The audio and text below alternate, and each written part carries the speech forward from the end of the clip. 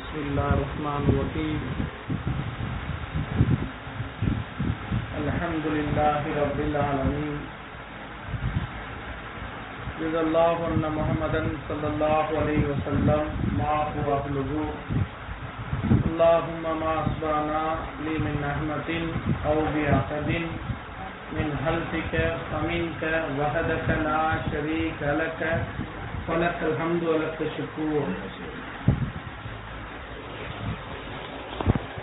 கண்ணியத்துக்குரிய தாய்மார்களே, சகோதரிகளே,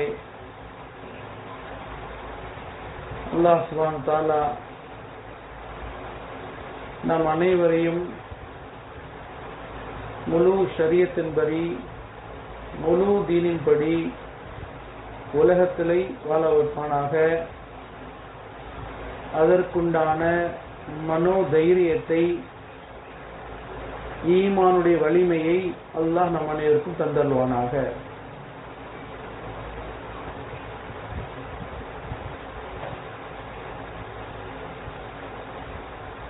பயான இந்த நியத்துல தான் கேட்கணும்.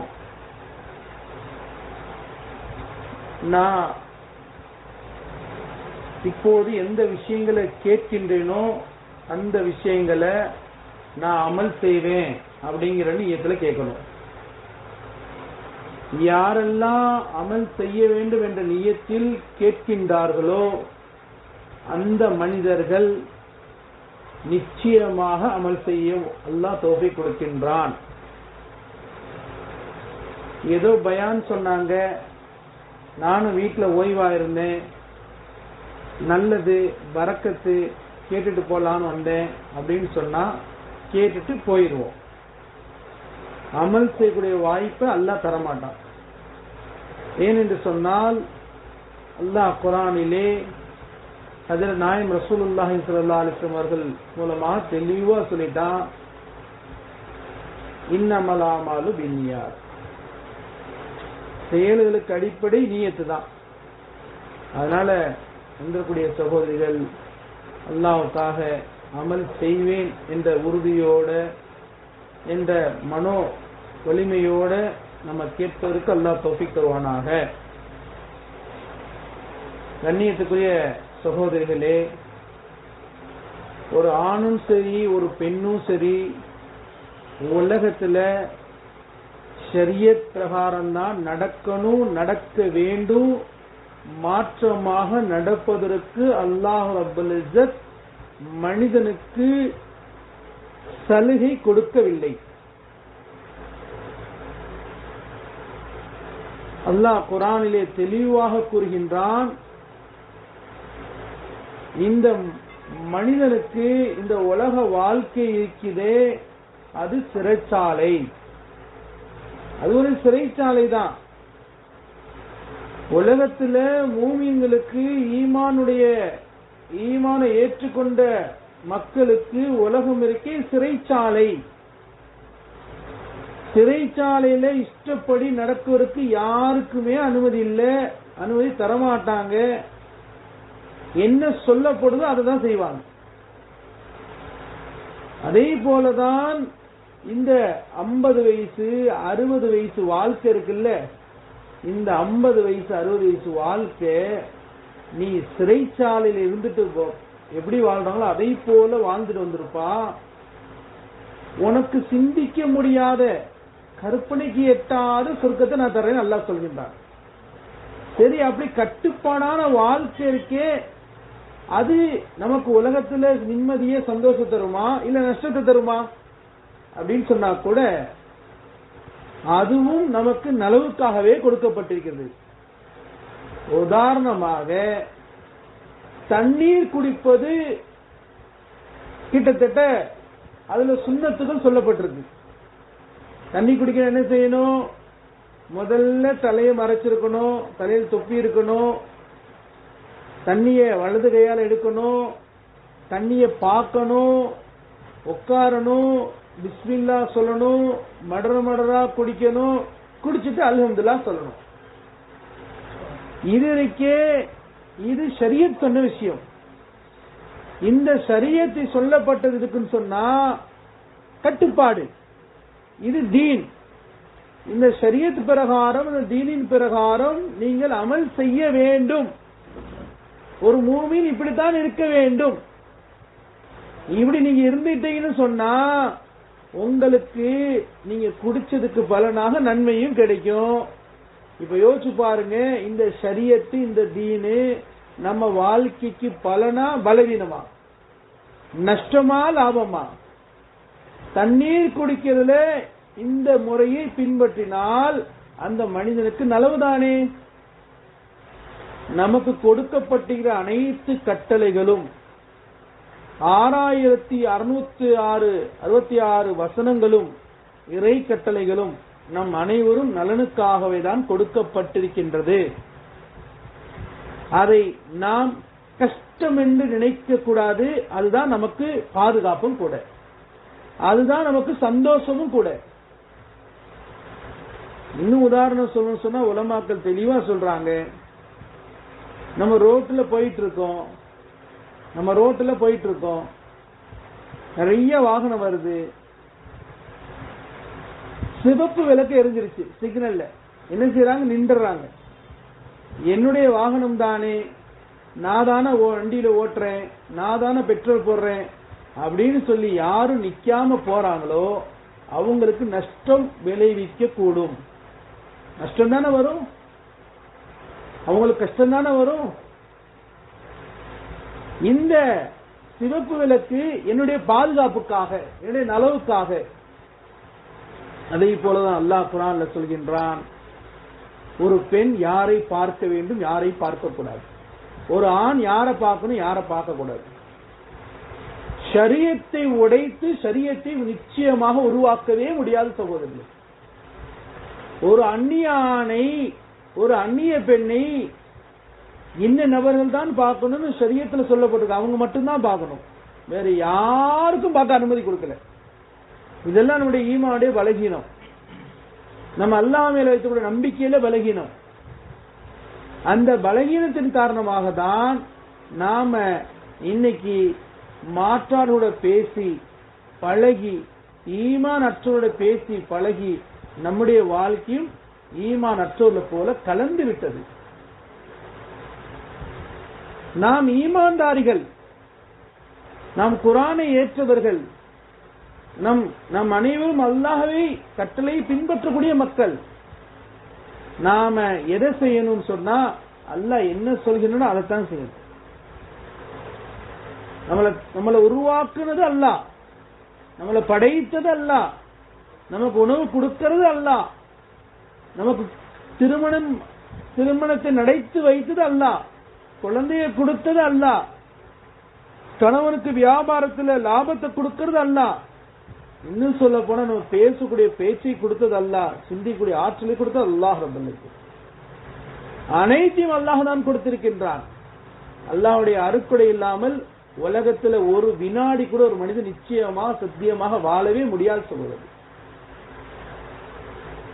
நாம இப்படியா விளங்கிட்டோம், ஷரியத்தை அட்ஜஸ்ட்மெண்ட் பண்றோம். இல்லை சகோதரி, ஷரியத்தை அட்ஜஸ்ட்மெண்ட் பண்றதுனால அல்லாஹ்வுடைய உதவி வராது, மாறாக கோபம் தான் வரும், மாறாக பிரச்சனையும் வரும், உலக ரீதியில கஷ்டமும் உண்டாகும். அதற்காக தான் சொல்லப்பட்டிருக்கு, ஒரு பெண் யாரு மகரம், ஒரு ஆண் யார் மகரம். ஷரியத்துல இருக்கு, உலமாக்கள்கிட்ட கேளுங்க. இதை படிக்கக்கூடிய இடம்தான் நிஸ்வான் மதரசாக்களும், இதை கற்றுக்கொள்ள இடம்தான் மஸ்ஜிதுகளும். இதை கற்றுக்கொண்டு இதை வாழ்க்கையில வரவதற்காக தான் தாவத்தில் உழைப்போம். ஆரம்ப காலத்துல ஷைகுமார்கள்ட்ட போய் இருப்பாங்க, கத்துக்குவாங்க.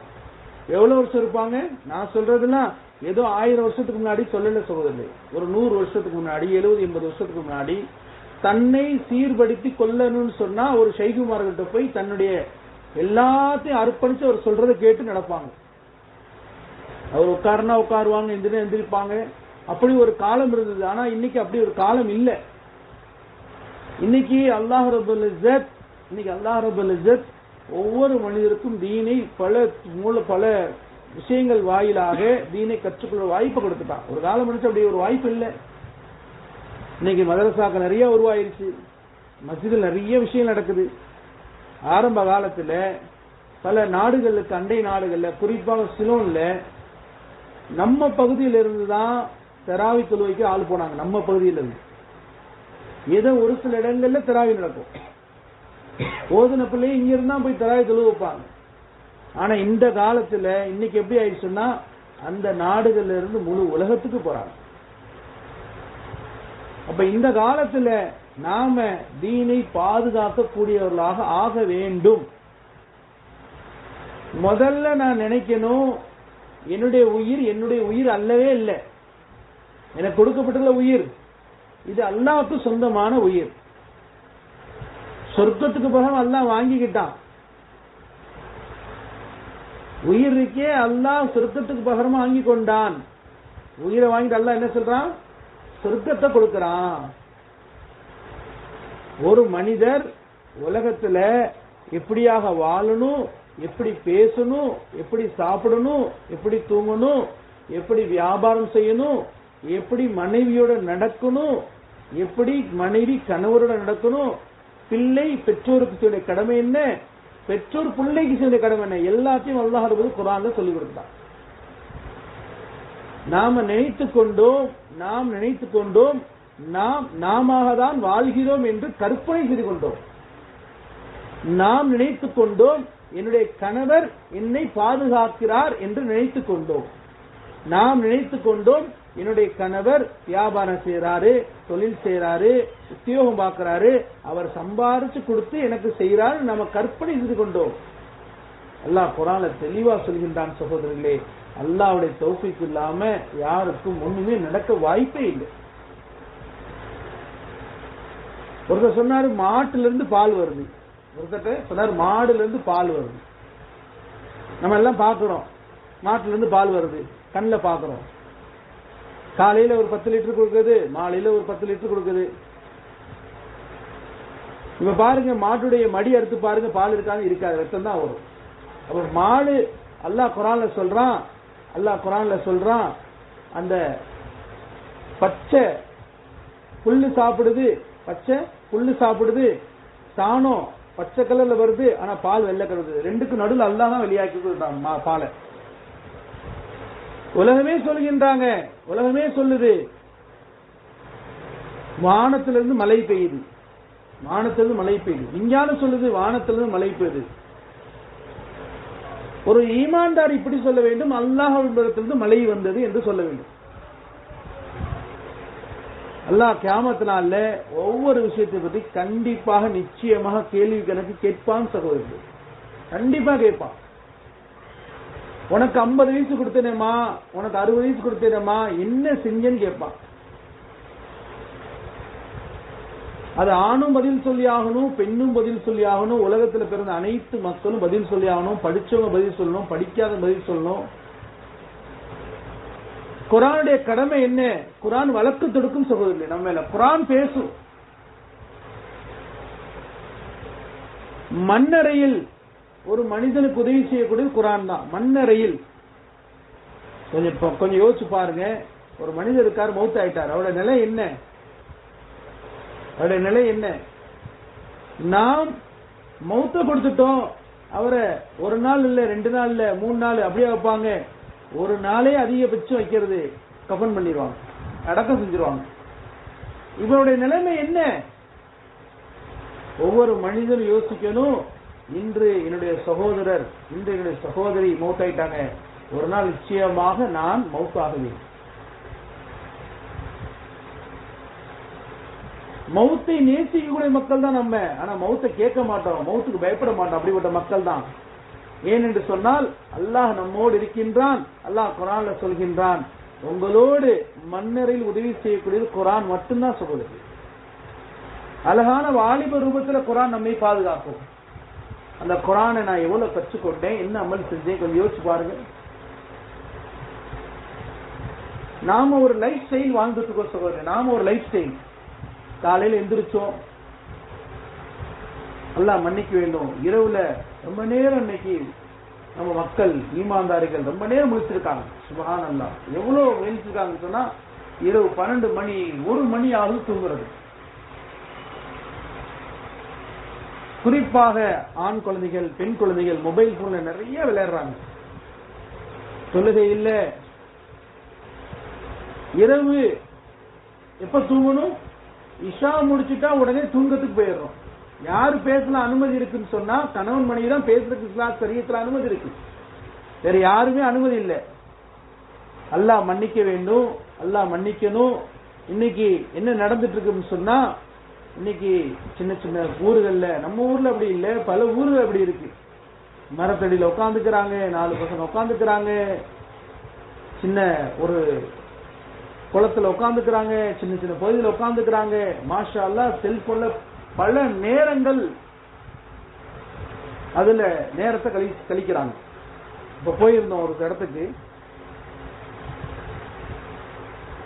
ஒரு மதரசாக்கு போயிருந்தப்ப அங்க பேசிட்டே இருந்த போது சில கேள்விகள் கேட்டாங்க.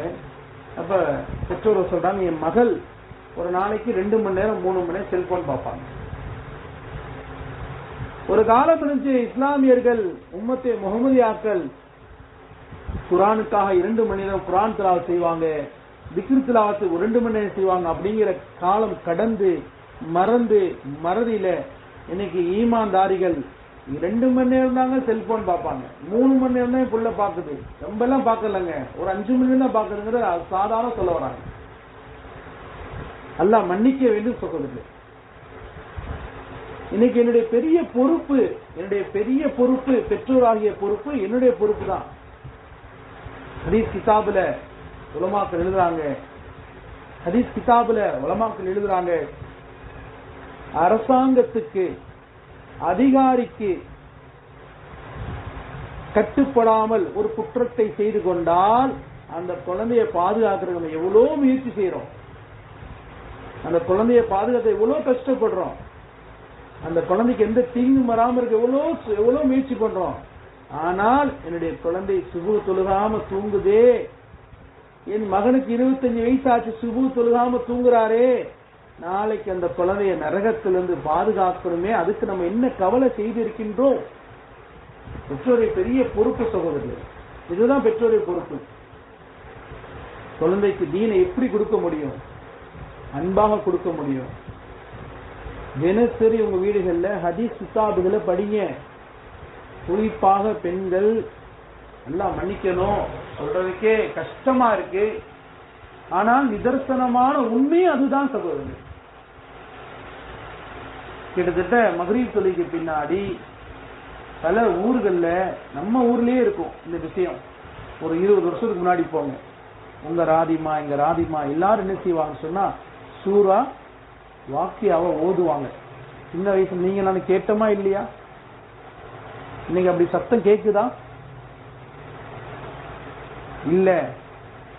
நாம மக்களாக பழகி என்னுடைய வாழ்க்கை முறையை நான் நபியுடைய கலாச்சாரத்தை மறந்து, ஷரியத்துடைய கலாச்சாரத்தை மறந்து, மாற்றாவுடைய கலாச்சாரத்தோடு என்னுடைய வாழ்க்கை மிக்ஸ் ஆயிடுச்சு, கலந்துருச்சு. அல்லாஹ் பாதுகாக்கிறது சொல்றது. இதை பாதுகாக்கிறதுக்கு தான் இன்னைக்கு உலமாக்கள் கஷ்டப்படுறாங்க. அல்ஹம்துலில்லாஹ் நம்முடைய ஊர்ல அதுக்காக தான் நிஸ்வான் மதரசாக்கு அல்லாஹ் அமானிதமா சில உலமாக்கள் நல்ல உள்ளங்களை கொடுத்திருக்கான். அவங்க முயற்சி செய்யறாங்க. ஷரியத்தை விளங்கியவர்கள் ஒரு விஷயம் சொல்றாங்க, நீங்க வாங்கம்மா இந்த நேரத்துக்கு வாங்க. நம்ம அந்த நேரத்துக்கு போய் பகுப்புல படிக்கணும். நிர்வாகிகள் கவலைப்படுறாங்க, எப்படியாவது எங்க ஊர்ல பெண்கள் ஷரியத்தை விளங்கி இப்படிப்பட்ட ஊர் ஆகணும், எங்க ஊர் மதீனால எப்படி சஹாபாக அப்படியாக எங்க ஊர் பெண்கள் வாழணும், அதற்காக நாங்க என்ன வேணாலும் செய்யற தயாரா இருக்கோங்க. ஏன்?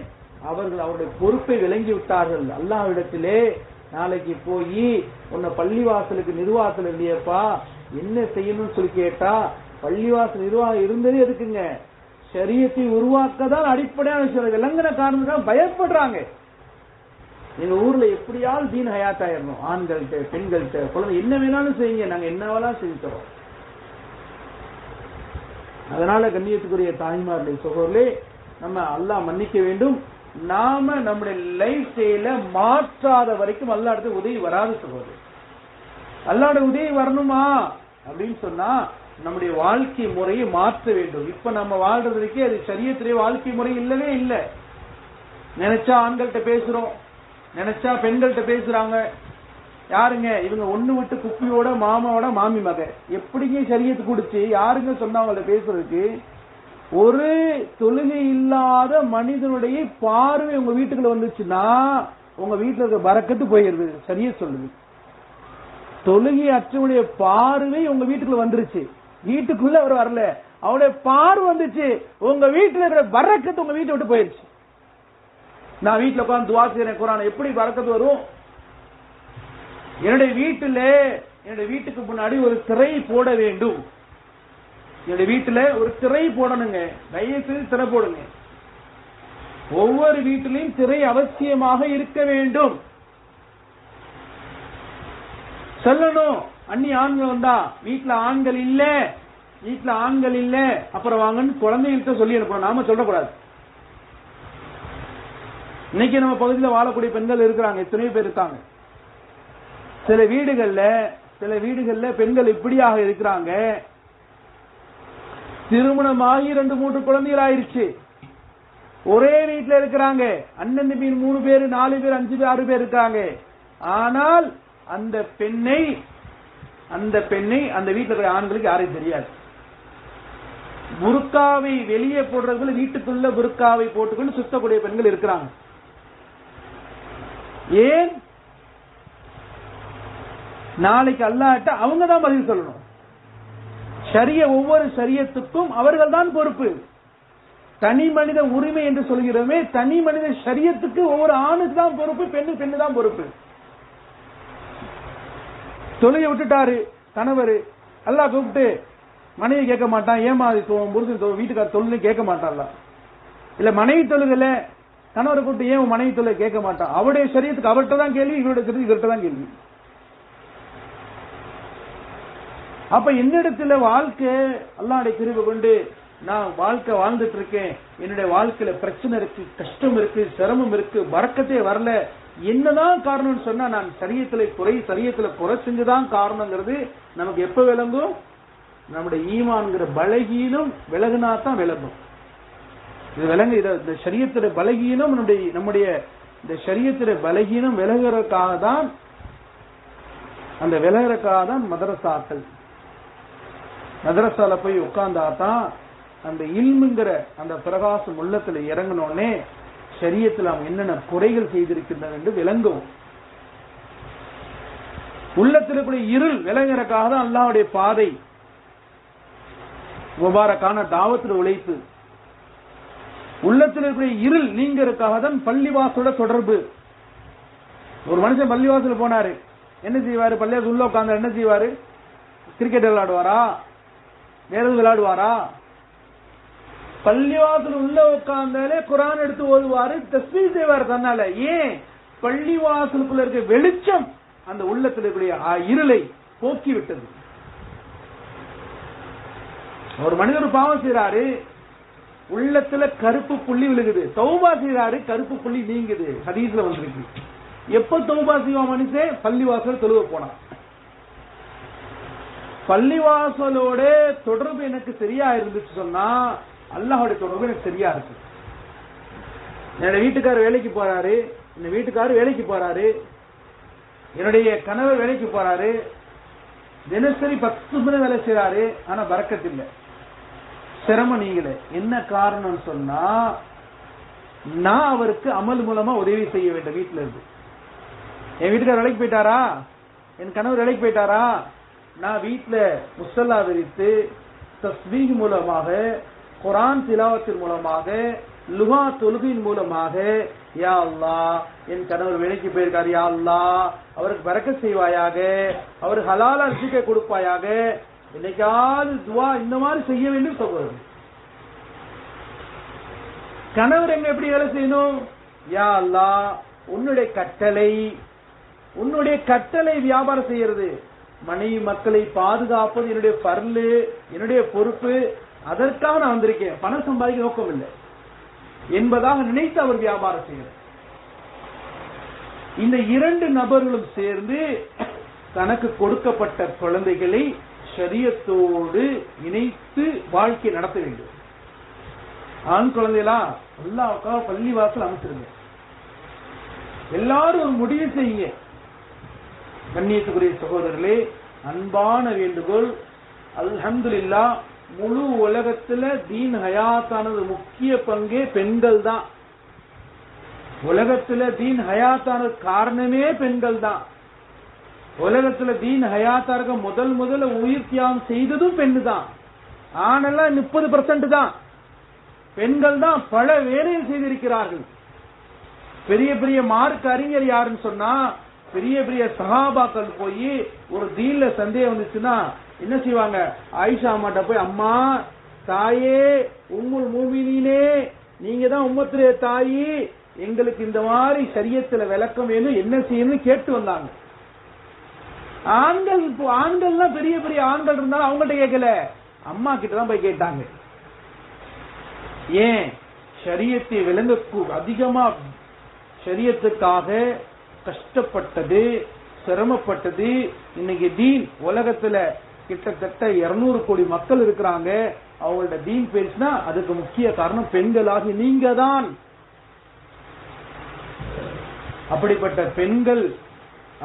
பெண்கள் இருக்காங்களே, உங்க மூலதான் உலகத்துல பெரிய மாற்றங்களை உருவாக்க முடியுமே தவிர ஆண்கள் மூலம் நிச்சயமாக உருவாக்கவே முடியாது சொல்றது. உதாரணத்துக்கு ஒண்ணு சொல்றேன். ஒண்ணு செய்யணும்னு முடிவு பண்ணிட்டோம். ஒரு அம்மா முடிவு பண்ணிட்டாங்க. யாருங்க? குடும்ப தலை முடிவு பண்ணிட்டாங்க. நல்லா யோசிச்சு பாருங்க, உங்களால முடியுதா முடியலையா? இன்னைக்கு வீட்டுக்காரர்கிட்ட சேலை வாங்கணும் முடிவு பண்ணிட்டோம். இந்த கடையில வாங்க முடிவு பண்ணிட்டு இவ்வளவு பணம் வேணும், முடிச்சிருக்கீங்களா இல்லையா? இந்த திறமையை அல்லாஹ் உங்கள்கிட்ட மட்டும் தான் கொடுத்திருக்கான், ஆண்கள்ட்ட நிச்சயமா இல்ல. இது சொல்றது புரியுதுக்காக சொல்றது, குறை சொல்றது இல்ல.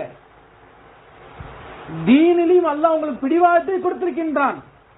ஒரு ஊர்ல எடுத்து பாருங்க, ஆண்களோட பெண்கள் தான் இபாத்துல முன்னிலையா இருப்பீங்க. எடுத்து பாருங்க நீங்க. எல்லா ஊர்களையும் எல்லா பகுதியிலையும் ஆண்களோட பெண்கள் தான் அதிக தரத்துல ஃபர்ஸ்ட் ரேங்க்ல இருப்பாங்க.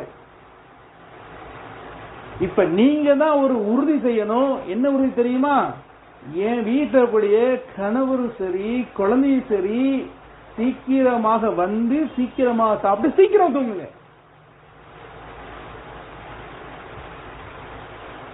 இந்த ஜின்னெல்லாம் அலையும் நைட்டு 10 மணி 11 மணி 12 மணிக்கு. தமிழ்ல சொன்ன பேய் பேயெல்லாம் இல்ல, ஒண்ணுமே இல்ல. பேய் மாதிரி நடமாடுறான். யாருங்க? நம்ம பிள்ளைதான். பார்த்தா தூக்கம் வரல. எப்படி தூக்கம் வரும்? ஆண்ட்ராய்டுங்கிற ஒரு பேயை தூக்கி கொண்டு ஒரு மனிதன் கண்ணில் முழிச்சு பார்த்து அந்த மூளைக்கு தகவல் போகுது, விஞ்ஞானம் சொல்லுது. செல்போனை யாரு இருட்டுல லைட் ஆஃப் பண்ணி பாக்குறானோ அந்த வெளிச்சம் அந்த மூளைக்கு ஒரு தகவல் அனுப்புது, இன்னும் இரவு ஆகவில்லை, அதனால் மூளைக்கு என்ன செய்யுது? தகவல் கொடுத்து இரவாகல பகலத்தான் இருக்கு, அதனால தூங்குறதுக்கு நேரம் உனக்கு ஆகலேன்னு மூளைக்கு தகவல் கொடுக்குது.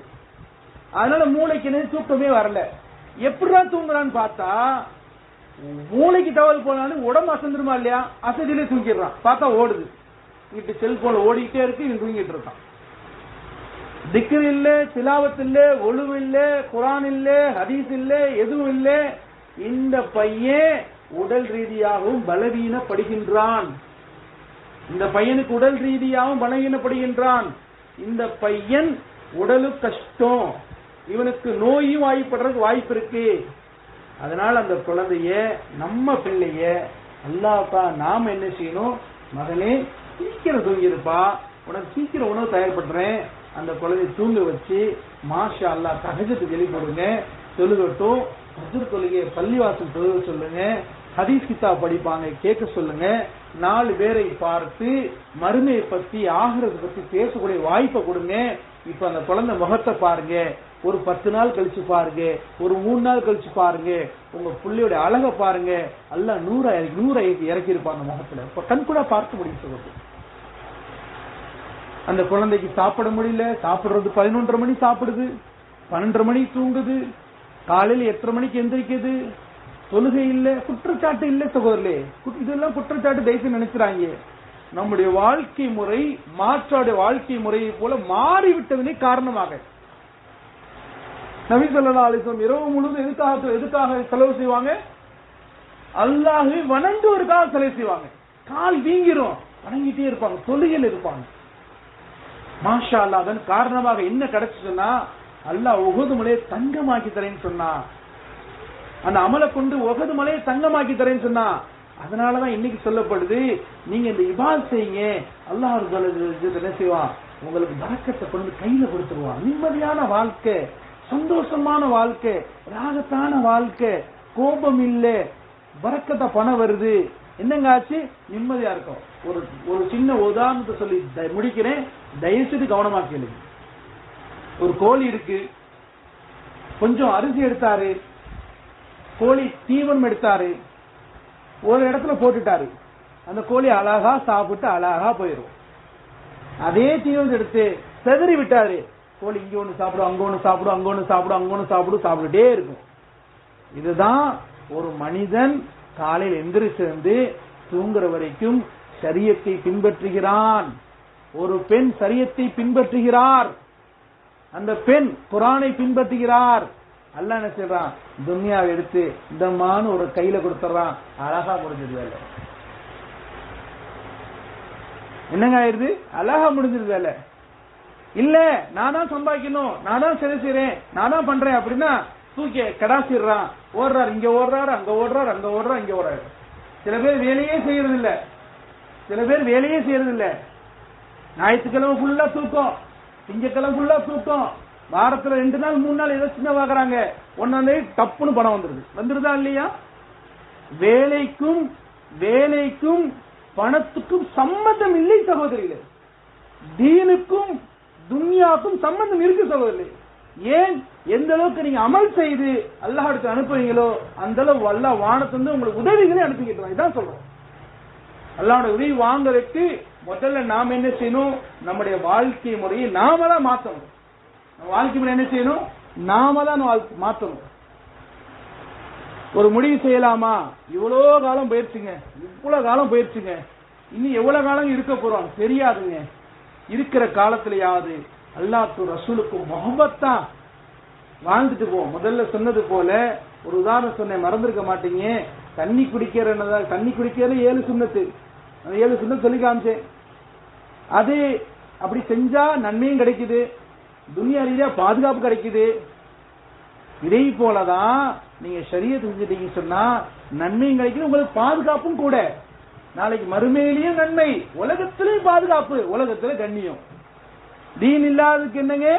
உலகத்திலையும் பாதுகாப்பு இல்ல, நாளைக்கு மறுமையிலையும் கஷ்டம். அதனால கண்ணியத்துக்குரிய தாய்மார்களே, சகோதரர்களே, அல்லாஹ் ரப்பல் நமக்கு பெரிய பாக்கியமாக மதரசாக்களை கொடுத்திருக்கின்றான். அந்த மதரசாவை பயன்படுத்துங்கள். மதரசாக்கு செலவு பண்றதுக்கு ஒரு 100 ரூபாய் ஃபீஸ போட்டாங்க, 50 ரூபாய் ஃபீஸ போட்டாங்க, புக்குக்கு 50 ரூபாய் கேட்டாங்க அப்படின்னு சொன்னா தலையை சொல்லிடுறாங்க. என்ன அஜரத்து 50 ரூபாய் கேட்கறீங்க? நியாயமா கேட்கறீங்களா? 50 ரூபாய் கேட்கறீங்க. கேபிளுக்கு சொன்னா 300 ரூபாய் ஜிபே உடனே போகுது. நெட்டுக்குன்னு சொன்னா 2 அரை ஜிபி சேர்த்து போட்டா 100 ரூபாய் 200 ரூபாய் சேர்த்து தரோம், போகுது. அல்லாஹ்வுக்காக தீனுக்காக செலவு செய்ய சகோதரிகளே. 100 ரூபாய் இல்ல 500 ரூபாய் செலவு செய்யுங்க, அல்லாஹ் ரோஷக்காரன் திருப்பி கொடுத்துருவான். நீங்க தீனுக்கு செலவு பண்ணக்காக திருப்பி கொடுத்துருவான். சில இடங்கள்ல பார்த்தோம், நம்ம ஊர்ல இல்ல, சில இடங்கள்ல பார்த்தோம் 100 ரூபாய் மதரசா ஃபீஸ், 100 ரூபாய் மதரசாக்கு ஃபீஸ் மாசத்துக்கு.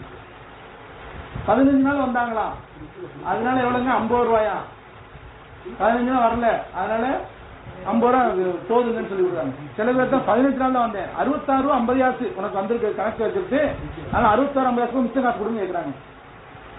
எதுலங்க கணக்கு பாக்குறீங்க? துன்யாக்கு தான் கணக்கு பார்க்கணும், தீனுக்கு அள்ளி கொடுக்கணும். சில பெண்கள், உங்களை மாதிரி பெண்கள் அல்லாஹ்வுடைய பாதையில சில தீனுடைய தேவைக்கா கேட்டாங்க, சொன்னாங்க, மாஷா அல்லாஹ் தன்னுடைய நகையை கழட்டி கொடுத்துட்டு போயிட்டாங்க. எல்லாரும் கொடுத்தவங்க அல்லாஹ்வுடைய அருளை வாங்கிட்டு போயிட்டாங்க, ரசமத்தை வாங்கி போயிட்டாங்க. இது யாரையும் குறை சொல்றதா இல்ல, எவ்வளவோ செலவு செய்யறோம், தீனுக்காகவும் செலவு செய்யணும். பிள்ளை கிதாப் இல்லையா, உடனே வாங்கி கொடுக்கணும். அஜித்தோட தொடர்பு இருக்கணும். அஜித்துல போய், அஜித்துங்க என் மகன் எப்படி படிக்குது, நிலோபதிஷா எப்படி படிக்குது பாத்தியா, அப்படிலாம் நம்ம கேட்க கூடாது. அஜித்த பேசுறதுக்கு யாருங்க? அஜித்துடைய மனைவி இருக்கு, அவங்கள்ட்ட தான் நம்ம பேசணுமே தவிர அஜித்திட்ட பேசுறதுக்கு அனுமதி இல்ல. அஜயத்துல மட்டும் இல்ல, யார்கிட்டயுமே பெண்கள் பேசுறதுக்கு அனுமதி இல்ல. யாரு மகரம் இல்ல அவங்ககிட்ட தான் பேசணும். நம்ம அஜரத்து தானே, நம்ம பக்கத்து வீட்டுக்கார மாமா தானே, நம்ம அண்ணன் அப்படிலாம் இல்லைங்க சரியத்துல. நீங்க பேசாம இருக்கு அல்ல நன்மை கொடுக்குது, அதான் முக்கியமான விஷயம். நீங்க பேசாம நன்மை கொடுக்குது, அதுவும் இபாதத்து சகோதரர்களே, அதுவும் இபாதத்து. எப்படி தொழுகிற இபாதத்தோ குர்ஆன் ஓதுற இபாதத்தோ, நீ அந்நிய ஆண்கள்ட்ட பேசாம இருக்க இபாதத்தோ அதுக்கு நன்மை. இதான் ஷரியத். ஷரியத் என்பது பாதுகாப்பிற்காக. அதனால கண்ணியர்கள் தாய்மார்ல சோர்லே அல்லாஹ் விலங்குடைய தௌஃபீக் தருவானாக. தொழுகை நேரமாகிவிட்டது. அதனால மதரசாக்கு யாரெல்லாம் போகலையோ தயவுசெய்து அனுப்பி வைங்க. யாரெல்லாம் போனாங்களோ அல்ஹம்துலில்லாஹ். நம்ம ஊர்ல 100 பிள்ளை இருந்தா 100 பிள்ளைய ஓதணும். மதரசால 200 பிள்ளை இருந்தா 200 பிள்ளைய ஓதணும். என்னங்க அஜர்த்து சொல்ற மாதிரி சொல்றது எனக்கு புரியலங்க, அஜர்த்து மனைவி சொல்றது புரியலங்க, அப்படிங்க இப்படிங்க அப்படிலாம் சொல்லிட்டு நம்ம இருக்கக்கூடாது.